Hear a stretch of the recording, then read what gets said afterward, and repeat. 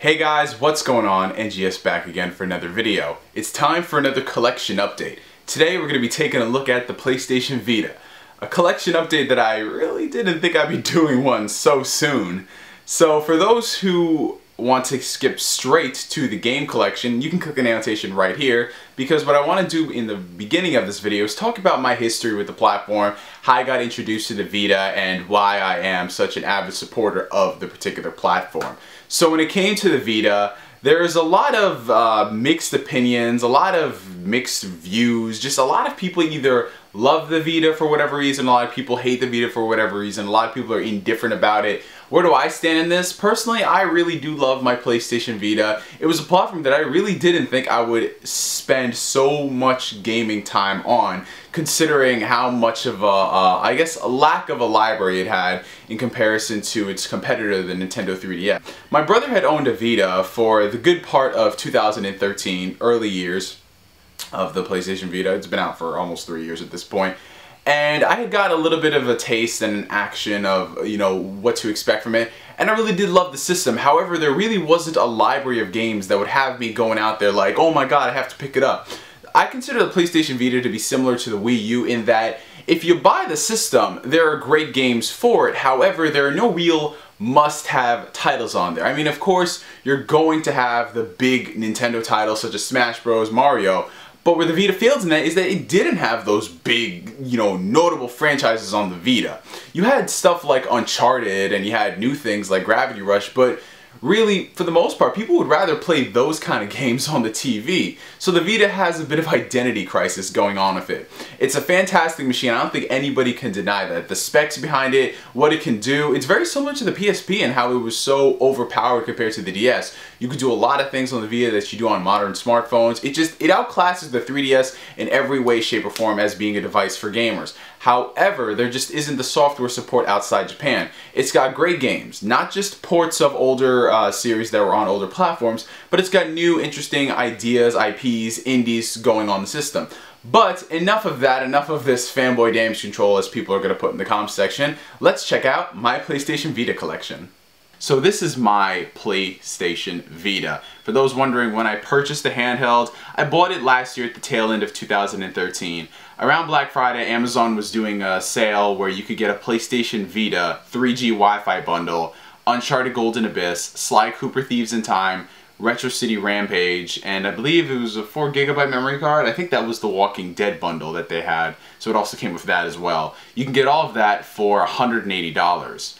That was a fantastic steal of a price, especially considering how much the Vita was, how much the games were, and how much those godforsaken memory cards are. And to this day, still are expensive.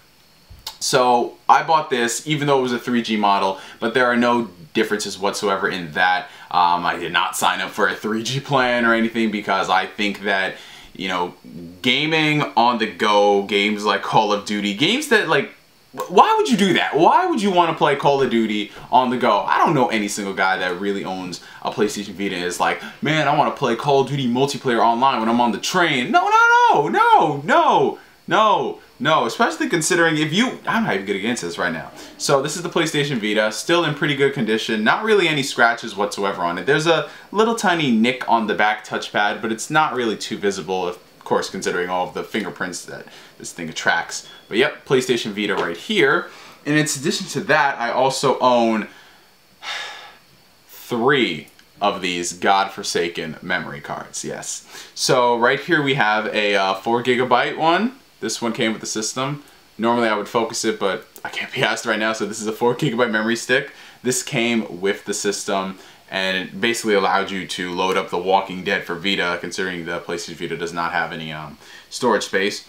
And then since that time, I've actually purchased 2 16GB memory cards because I'd gotten them for a steal of a price. Back when I bought the Vita, the memory cards were still bloody expensive, so you were looking to pay upwards of like, what, $70+ for like 16 gigs or whatever, and you know, just all kinds of crazy things. I don't remember the exact pricing, but it was still ridiculous to pay for these memory cards, especially considering you had to buy the games too. If you wanted to play digital games, you have to buy these overpriced memory cards. It's not like micro SD or SD where you can get them for dirt cheap. No, these are proprietary, and it was complete BS.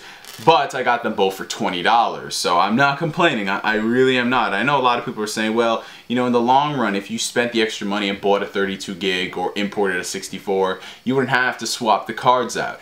That is true, but at the same time, $20 is $20. So, enough of the memory card rantings. Let's get on to what's on my PlayStation Vita. So we boot up the system right here, and you're greeted with the lock screen, hopefully. Oh, if I actually press the power button, then we'd actually be greeted with the lock screen, but I pressed the volume up button. Dang it, Neo. Anyway, back to what we're doing. So when I turn on my Vita, I'm greeted with this screen, which is, of course, Kingdom Hearts. It's my wallpaper for the system. I see it every time I turn it on. Why? Because, well, I love this series so gosh darn much. Slide it down to open it up. And you're greeted with my first menu. Now when it comes to the Vita, you guys know you can customize the backgrounds, and they actually just announced themes for it. But when it comes to organizing icons, backgrounds, and all that stuff, I cared in the very beginning when I had my system, but when I started purchasing more of these guys, kind of became an issue because things would get rearranged and, you know, backgrounds wouldn't save and all types of mumbo jumbo, so I just didn't care after a while. But this is my first screen, which is where I guess I have most of the apps, online apps like PlayStation Store, trophies, settings, you know, messages, all the main apps that you're going to use on the system that aren't video game related. Like Remote Play. Remote Play works fantastic on the Vita with the PlayStation 4. It's a great feature that I use a lot. And of course the background is you from Persona 4. Scroll down and you've got the second screen. Again, apps that I use on a frequent basis like Party, Facebook, Twitter. The Twitter app actually holds up really well compared to other variations of the Twitter app, like on smartphones. I'm actually surprised it works so well. But then again, it is Twitter, so how could you screw that up? And of course, I assume some of you guys have seen this little bundle of WTF right here. This folder, if you can read right there, is my IDGAF folder, which stands for I don't give a... Well, you know where this is going. I don't give a what? I don't give a fruit pie? I don't give a flapjack? What could it be? Well, I'll leave it up to your imagination.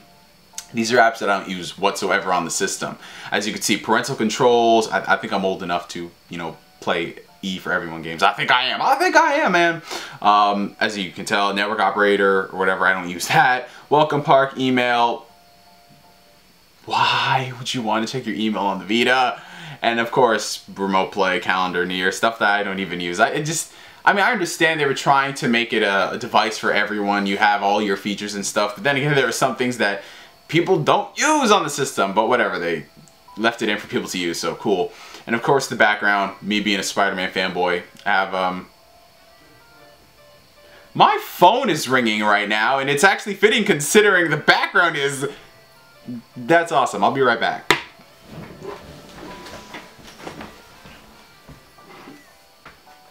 Alright, sorry about that. Under normal circumstances, I'd cut that scene and reshoot it for the video, but I thought it was pretty damn fitting. And it was my boy Toma. Toma called me, so I was like, fuck, I gotta call him back soon. So yeah, Andrew Garfield, Emma Stone from The Amazing Spider-Man. Now, moving on to the thing people care about. The games. So, starting from this corner right here, we've got Persona 4 Golden. It's loading up because whenever you put a new memory card, it takes like half a second to load in. Persona 4 Golden, this is one of my, and well, a lot of people's most played game on the Vita. This is a port of the PlayStation 2 version, and they actually added in a buttload of content for this version, and it's just fantastic. If you've never played Persona, this is a great starting entry in the series. It's fun, it's quirky, it's just got a lot of depth to it, and I think if you're a fan of... honestly, if you're just a fan of RPGs in general, you get a kick out of this. It's one of the best in the past couple of years, I'll just say that. And considering this game is, how old is it? 6 years old, considering it came out in 2008. Wow, it's just insane, man. And I think the Vita version is almost going to be 3. Damn, I feel somewhat old, and I don't say that often. Next up, we have 2 for 1. We have the Sly Cooper, well, on this memory card, it's the duology. I have both Sly Cooper and the Thievius Raccoonus, and Sly 2 Band of Thieves. As you guys know, I already owned the Sly Cooper games on the PS3. However, a couple of weeks ago on the PSN, they were having a flash sale on Vita games, and just PS4 games, PS3 games, all that stuff.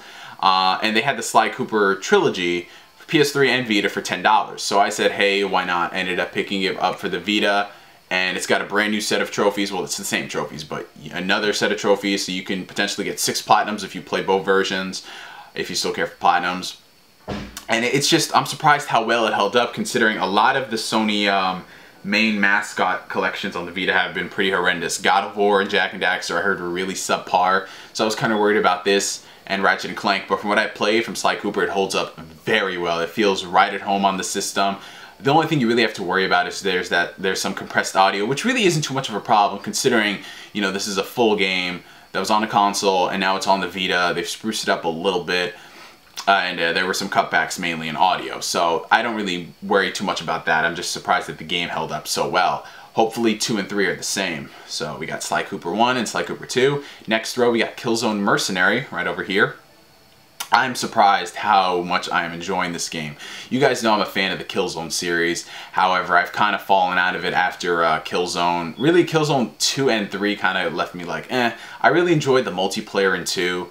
And like I said, 3 isn't a bad game, but it's just like, it's so, you could tell they were getting all the inspiration from Call of Duty. I mean, from the story, if it being so to the freaking multiplayer kind of being cheap. But this is just a good return to form. It's great. I really enjoy playing the campaign. It's a lot better than 2 and 3. And the multiplayer is spot on. This is a console quality multiplayer on a handheld. There are really no main issues whatsoever, and they're still updating it with an awesome assortment of, I think, new maps and new modes and stuff. So if you're going to get an FPS, I definitely recommend getting a Killzone Mercenary for the Vita. It's just a fantastic, fantastic game. Next up, we've got Dragon Ball Z Battle of Z. Still a weird-ass title. And again, another thing a lot of people are playing. I actually played this a couple of days ago. That's probably why it updated. This is my first Dragon Ball Z game that I've actually purchased, I believe, since Burst Limit, when I got an Xbox 360. All the other games since then, I've just either skipped over, rented, or I've gotten gifts from friends. Like the last one that I had actually played extensively was Dragon Ball Raging Blast, and that was a gift from a good friend of mine, Future Gohan, SSJ2. But I bought this because it was on a flash sale, which, like most of these games I do buy on flash sales, it was only $7. So I said, why not? And it's not bad. It's not as horrific as people are making it out to be, like, oh, this is one of the worst DBZ games. It's not. In terms of, like, content, in terms of, like, what they were doing, what they were trying to do, it works out really well. They're just trying to make this arcade-style Dragon Ball Z game that you can play with your friends online, and it holds up really well. The online is pretty great. I've had a ton of fun matches with friends. However, just the combat just isn't on the level of Budokai or Raging Blast or anything like that, so it does get very repetitive. Which kind of sucks, considering that if we had a game like that with this style of online, I think that game will be played for years by the fan base. It's just like every Dragon Ball Z game, they're getting there. They're getting to that perfect formula, you know? They're getting to perfecting it. I know a lot of people say there is no perfect Dragon Ball Z game. There probably isn't, but if they had one with Raging Blast combat and Attack of the Saiyans, wow. Attack of the Saiyans story, yeah, you can say that, and Battle of Z online interactivity, it would be on point. And as you can see already from there, it's kind of already convoluted because every person's different. But overall, for $7, I don't regret purchasing it. However, there is one DBZ game that I think we're all going to go friggin' apeshit over, and that's Dragon Ball Xenoverse. That is looking like it's going to be the best one so far, and hopefully we won't be disappointed. But then again, it is Dimps, so hopefully we won't be.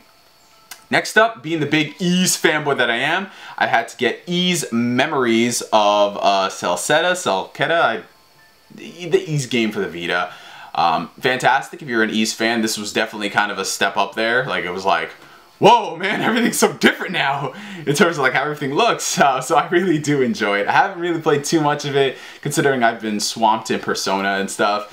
But from what I've played, it's awesome. And that's all I can really say. If you're an Ys fan, pick it up. It's awesome. If you're not an Ys fan, pick it up. It's awesome. The Ys games, in my opinion, are really never like bad. They're not horrific. I've never run across an Ys game that I'm like, this is the shittiest game in the goddamn world. And they actually just announced a new one for Vita and PS4, and that's coming out next year, I believe, so hype. Next up, we got Muramasa Rebirth. I know this was actually just put on the PSN store not too long ago, maybe a month or two ago, for free as PlayStation Plus. But I actually bought this, like, I think 4 or 5 months ago when it was $7. So, yeah, when it comes to the PSN store, PlayStation Plus, be very careful of the games you buy, because who knows, in a couple of weeks they might be free. However, I don't regret this because this is a fantastic game. I played a little bit of it on the Wii when it originally came out, but on the Vita it's just like, whoa. And no, it's not me being a fanboy, it's just that now that I have the time to actually play this and not, you know, deal with the Wii and motion controls and stuff, it just works out better for me. But it's a great game. If you have PS Plus, I think it's still free. I'm not sure how it works, because I know some games they take away if you don't download it in a certain time. Next up, we got 3 games that I've purchased recently within the past, I think, 2 weeks or so. Never surprised I would. This is the last digital game on this memory card, and we've got Danganronpa Trigger Happy Havoc. This is another game from Spike Chunsoft. It's a visual novel game. And already from there, it's going to kind of turn people off who don't like visual novels, but the story in this game is very excellent from the couple hours that I've been playing. And if you've played something like 9 Hours, 9 Persons, 9 Doors on the DS, or the last game, Zero Escape, Virtue's Last Reward, which was released on both Vita and 3DS, then I think you're really going to get a kick out of this. They made it into an anime, and now the sequel has just come out a couple days ago. So if you could see this game for really cheap, like, I don't know, I got it when it was $20 on sale last week, which, like I said, the sales on the freaking PSN store for Vita games are insane. You got to be careful. But honestly, I would say I'd recommend this for full price, $40, $50. You know, it's just that good of a game. And if I like this one, if I enjoy it a lot more, then I'll probably purchase the sequel sooner than I expect. So, wow, another text message. Someone just loves to interrupt this video. So yeah, Danganronpa Trigger Happy Havoc. As you guys know, I'm a big supporter of digital games on handhelds. You know, I just think that's a fantastic way for developers, mainly indie developers, developers who really, you know, can't put out their game otherwise, to put out a good game. Because, you know, with manufacturing costs and, you know, the chance of whether or not a person will get this game because maybe their game store did not receive it, you know, it's just better for digital, because with digital games, everybody who has that system can see it on the PlayStation Store. So, while I normally purchase mainly digital games, I saw these two on clearance at my Best Buy, because my Best Buy is clearing out their entire Vita section. Yes, guys, they obviously know that while the system has a niche market, it's only that, a niche market. So they have to move out with the old stuff and put in new stuff that will actually sell. The first game up is Conception 2 Children of the Seven Stars. I can't really speak much on this or in the other game because I literally just bought it over the weekend. But I'd seen a lot of people playing this, a lot of people talking about it, considering that it was localized by Atlas, and I believe Spike Chunsoft also developed this too. I know I'm probably going to really enjoy it. This is the, I guess this is the standard edition, or it might be one of the limited editions. Because you know how with Atlas games, their limited editions are like the standard editions, but this is a limited edition, so I assume there's just the standard physical version out. But this was in my Best Buy. This game came out, I believe, a couple of months ago, and it was $18 on clearance. I'm not joking with you guys. $18 for this on clearance. And I was like, whoa, oh yeah, so I'm gonna get that. And the second game is a game that I can't speak on whatsoever, but you know, like Conception 2, it was on clearance, $20, Demon Gaze. I believe another game that came out not too long ago, if I remember correctly. It's sometime either late last year or early this year, but Demon Gaze. Published by NAS America and developed by Katakawa Games. Can't speak on it, but I believe it's a dungeon crawler, dungeon roamer type game. So I'm not really too crazy into the genre, but considering that it's Katakawa Games, I do like the stuff that they do. So I know I'm probably going to get a kick out of this one. So yeah, my first two physical Vita games were actually games that I believe came out this year, and I paid no more than 38 bucks for both of them. So that's awesome. Alrighty, now we're on to memory card numero dos. These are the games that I have on this card, and as you can see, of course, you're going to see Conception 2 and Demon Gaze on here because those are physical copies, so they're going to appear on the system at some point. But yeah, let's start up at the very top. As you guys know, Walking Dead for Vita. This came bundled with the system. It was a digital code, And you guys know me, I'm a big fan of the Walking Dead franchise. I love the comic, I love Telltale's game. Not too big of a fan of the TV show because they really did mess some things up, and it's, yeah. But I know there are a lot of fans for it, so I gotta, you know, at least acknowledge it. But they decided to, Telltale decided to release this game on Vita. And I'll just say this, if you own another platform, like a video game console, PS3, 360, PC, and even the PS4 and Xbox One, because this game's coming there too, I would advise playing The Walking Dead on there. Yes, I know on the other consoles there were some glitches and bugs and what have you, but I still recommend them over the Vita version. I'm playing the Vita version right now. I love it because it's Walking Dead. However, there are a lot of slowdowns, technical problems and stuff, and it's just it's not the best way to experience this game. Sure, you still have the same content, same experience. It has the 400 Days DLC, which is great. And it came free, so why am I complaining? But it's just, from a technical aspect, really annoying because there are slowdowns, and, you know, it's just... I mean, maybe I've gotten spoiled by PC game and I want everything to be 60 FPS running the best that it could.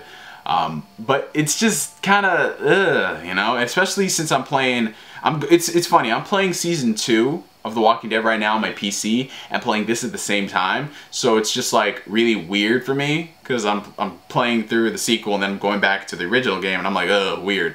But yeah, I could definitely tell the differences in optimization and stuff. I mean, it's commendable that they got it on here, but just it's not very playable. Even before Black Bond starts up with his thing. As you guys know, Sly 3, Honor Among Thieves. I actually have not touched this game on the HD collection nor the Vita version, so I have to get onto that at some point. It's been a while since I've played this one. And of course, the mother of them all, I'm skipping this just because we're going to Sly 4, Thieves in Time. This game came free with the Vita, and I was intending to play this once I finished up Sly 3 on the PlayStation 3. However, Sly 4 became free on PlayStation Plus, so I just downloaded the PS3 version. I think I'm probably going to do the cross save on here, so if I'm playing on the PS3 and then I'm like, I want to play on the Vita in the bed, I'll probably play it on here. Next up, we've got a PlayStation Plus game, which, as you guys know, I don't really download too many PlayStation Plus games if I'm not going to play them immediately. So that's why you don't see Gravity Rush, you don't see Sonic All-Stars Racing, and some other stuff. However, I downloaded this one because I was very interested in this title when it first came out, and that's Dragon's Crown, as you can see right here. It's a great game. It's a great game for those who are a fan of this genre. It's a good throwback. We haven't really seen a game like this in a while. And then I know a lot of people are going to complain about the designs for certain characters and stuff, but it's just a fun game. It just really is. Now we're on to the final game on this card, which is very surprising considering people who know me, and that's BlazBlue Continuum Shift Extend. I believe that's the title. That's what it's called. I'm a fan of the BlazBlue series, don't get me wrong, but I rep Guilty Gear all the way. I'm not a big fighting game fan, as you know. Tekken, Guilty Gear, Mortal Kombat, those are my main three. That's my trio right there of games that I actually do play. I suck at them, but they're awesome. And this is really great. This actually holds up really well on the Vita. Like Battle of Z, it was only $7. Actually, no, it wasn't $7. It was $3.50. Probably because they have the newer one out, Chrono Phantasma. So I don't mind this at all. $3.50 for a BlazBlue game. I'm like, hell yeah, $3.50 for BlazBlue. I do not mind that at all, and it holds up really well. So every now and then I play a match with a friend, or if I'll just hop online and play something like this. They just released the first one on PC not too long ago. However, that one doesn't have online, which is kind of a bummer. But yeah, that was the end of memory card numero dos. And now we move on to the final game in my Vita collection. Ignoring these two at the bottom, as you know, we have Borderlands 2. Like The Walking Dead, it's very commendable that they put this game on Vita, but you have another system. Don't you dare buy the Vita version. Don't. No, no. I don't care if you're a big fan of it. No, no, no, no. This game is probably one of the worst running Vita games I've ever played. It's nasty. I'll just say that. It's disgusting. And Borderlands is a great game. You know, but there are just some games you should not put on the Vita if it's not going to be optimized well. I'll just say that. It's not good. It just is not good. I mean, I was playing the console version for a while, And then I swapped to this because a very good friend of mine, Wilmer, actually gifted it to me because he didn't want it. He knew, like, hell, I'm not going to play that piece of crap. So I was like, all right, cool, I'll take it. And I thank you very much for that, friend. But I guess you were right and I was right, and this just does not run well. I'm sounding like Scooby-Doo up in this bitch. But yeah, it's depressing. It really is, you know, because this could have been fantastic on the Vita, you know, get a bunch of your friends on here. That's another thing. Only 2-player co-op on this. What? Hardware limitations, I get it, but really, oh my god. It's too ambitious for this platform. Maybe with the successor to the Vita, we'll see a better Borderlands game, but it's just not worth playing, man. It just really isn't. With the amount of slowdowns, frame rate issues and stuff, it's just not my cup of tea. I prefer the finer things in life. So I know this is gonna be kind of conceited, but I'm doing this live. We're gonna do it live. We're gonna do it live, man. We're gonna do it live. We're gonna delete this right on camera because I do not foresee myself playing this even in bed. I will deal with a controller in bed. I don't need to have this on the Vita and play in bed. I'm fine. It's just it does not run well. It really does not. And I'm not making this up. It's just not good, man. It's not good. So what I'm going to do on this card, since I only have 4 gigs of storage, is I'm probably just going to load up all the PlayStation Plus games I want to play, like Sonic, Gravity Rush, Uncharted, things like that. Probably only can put like 1 or 2 of them at a time, but you get my gist. So, man, while this thing is deleting, we might as well talk about my recommendations for the PlayStation Vita. Would I recommend this system to people who have a 3DS, to people who are interested in the system but just can't, you know, fork the $100 so, $150, $160, $170, whatever amount it is now for the system? I would say if you're a fan of Japanese games, like Persona or any of the ones that I've seen, which you can see most of my games are Japanese, then I would say yes, the Vita is a fantastic system for you. Because, you know, Japan, whatever games that they can't put on the 3DS for whatever reason, are going to probably come to the Vita. And I like that. That's really cool. So we were able to see games like Ys and Persona and, you know, games like that. So I really do recommend it for people who like Japanese games. It's a very Japanese-focused system. It's a Japanese-focused system in addition to an American indie system. I'll just say that. Not American, that's kind of conceited just to say America. America. It's a very indie-focused system. There are a lot of indie games on this system that I'm really glad are on the platform. I play all my indie games on PC, that's just me. But I can definitely see a lot of people having fun with it, you know, especially on the Vita, on the go and stuff. And yeah, I know if you have a smartphone, you can just play them on there as well, but I like buttons. I just really do. So yeah, guys, that wraps up my PlayStation Vita collection video. If you saw any games in here that you would like me to talk about a bit more, let me know. As you guys know, I have a Facebook and Twitter, twitter.com/NeoGameSpark, facebook.com/NeoGameSpark. So you can also hit me up there to get my opinions on these. And just, yeah, just submit your questions and ideas and what you want me to do more videos on, and I'll put that into the pot of consideration. And for Christ's sake, this thing is still deleting? What? Why does it take this damn long? See, another sign of this game sucks. It doesn't want to delete itself from the system. Anyway, thank you guys for watching this video. I'm GS signing out, and like always, I will catch you guys later. Peace.